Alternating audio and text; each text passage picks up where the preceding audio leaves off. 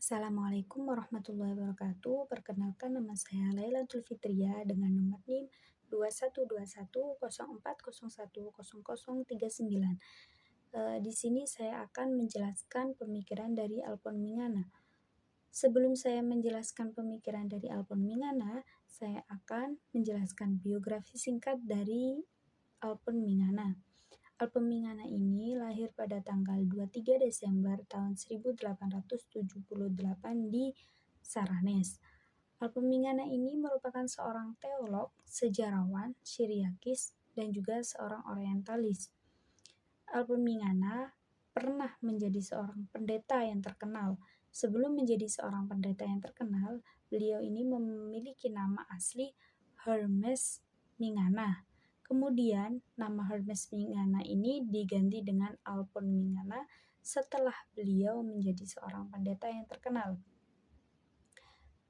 Beliau juga pernah mengumpulkan dan juga melestarikan manuskrip-manuskrip kuno di Timur Tengah, di Birmingham. Sebelum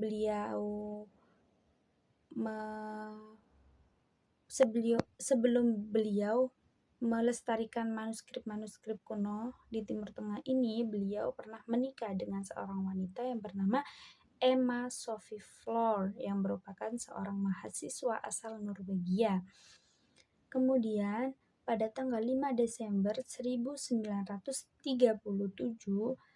Alpon Mingana ini meninggal dunia, yang mana tepat di kota Birmingham.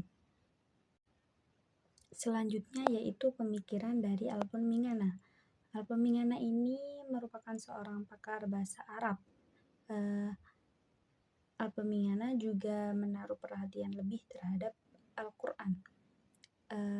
Perhatian atau kritis terhadap Al-Quran. Salah satu pemikiran tokoh yang diragukan oleh Alpon Mingana yaitu Zain bin Thabit. Zain bin Thabit ini merupakan seorang tokoh penting di dalam kodifikasi Al-Quran. Menurut Alpon Mingana bahwasanya Nabi Muhammad maupun masyarakat muslim ini tidak pernah menganggap Al-Quran itu secara berlebihan, kecuali setelah meluasnya negara Islam. Dari beberapa orientalis juga berpendapat bahwa sumber-sumber Arab dan Islam secara alami tidak dapat diandalkan, sementara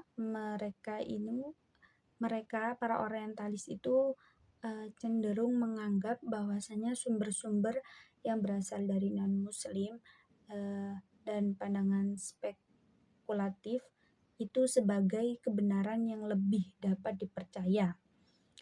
Para orientalis juga meyakini bahwa Al-Quran itu bukanlah wahyu yang diterima oleh Nabi Muhammad, melainkan suatu kompilasi yang diambil dari materi liturgi.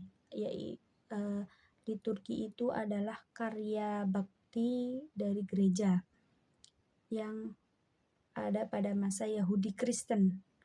Kemudian Alpon Mingana ini memberikan sebuah contoh atau memberikan bukti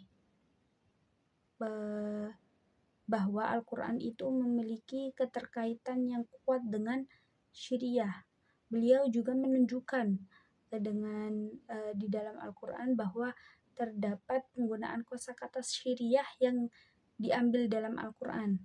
Bahasa Syariah ini juga digunakan sebagai bahasa liturgi Kristen, khususnya dalam penerjemah Bible. Alpon Mingana berpendapat bahwasanya terdapat 100% pengaruh asing pada Al-Quran. Salah satunya yaitu pengaruh dari Ethiopia. Dari Ethiopia ini menyumbang 5%, Ibrani 10%, Yunani Romawi, bahasa Yunani Romawi itu 10%, Persia itu 5%, dan Syariah itu 70%. Pengaruh Syariah pada Al-Quran itu dapat dapat dilihat dalam 6 aspek. Yang pertama yaitu penggunaan nama-nama diri seperti Sulaiman, Fir'aun, dan yang lainnya. Yang kedua yaitu penggunaan istilah-istilah agama seperti Masih, Kis, Din, Syarafah, dan yang lainnya. Yang ketiga yaitu penggunaan kata-kata umum seperti Quran, Husban, Muhaimin, dan yang lainnya. Yang keempat yaitu ortografi. Ortografi itu merupakan gambaran bunyi bahasa yang berupa tulisan atau lambang yang menunjukkan pengaruh syiriah. Yang kelima yaitu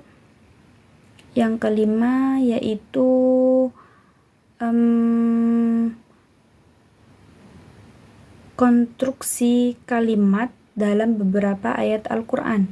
Yang keenam yaitu referensi-referensi sejarah asing seperti legenda Alexander yang Agung, Majusi, Nasrani, dan yang lainnya.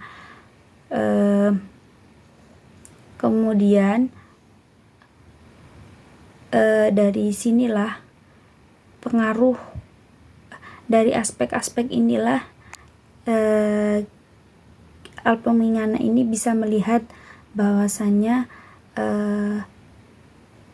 pengaruh syiriah pada Al-Quran. Kemudian Al-Pemingana itu melakukan penelitian pada manuskrip yang disebut palimpsest ini adalah jenis manuskrip yang dimana tulisan aslinya itu dihapus untuk memberi tempat bagi tulisan baru. Manuskrip ini terbuat dari kertas kulit halus. Awalnya manuskrip ini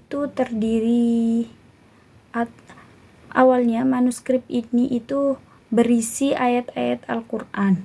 Namun kemudian ayat-ayat Al-Quran ini dihapus dan ditulis kembali oleh seorang Kristen Arab. Al-Pemingana ini menganalisis lembaran tersebut dan membuat daftar perbedaan teks Al-Quran pada manuskrip tersebut. Hasil dari daftar perbedaan tersebut kemudian diabadikan menjadi bentuk cetak Al-Quran yang baru. Mungkin itu saja yang dapat saya sampaikan mengenai pemikiran dari Al-Pemingana. Kurang lebihnya mohon maaf. Wassalamualaikum warahmatullahi wabarakatuh.